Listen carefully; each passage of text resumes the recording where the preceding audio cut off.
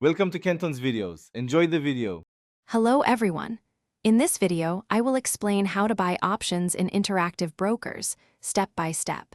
To begin, you will need to log into your account using your secure credentials.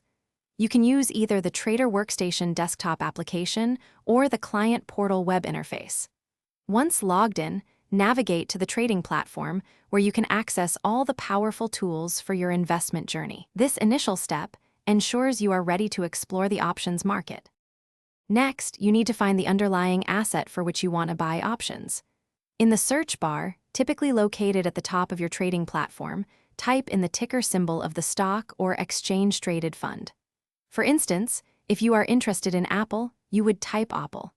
After selecting the correct security from the results, you will then open its option chain, which displays all the available call and put contracts. Now it is time to select your specific option contract. Decide if you want to buy a call option, anticipating a price increase, or a put option, expecting a price decrease.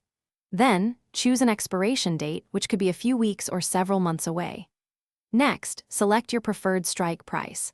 Once you have identified the exact contract, click on its bid or ask price to bring up the order entry ticket, ready for customization. Finally, you are ready to place your order. On the order ticket, specify the quantity of contracts you want to buy. Remember, one contract typically represents 100 shares of the underlying stock. Select your order type, such as a limit order to control your entry price or a market order for immediate execution. If using a limit order, enter your desired price, perhaps $10.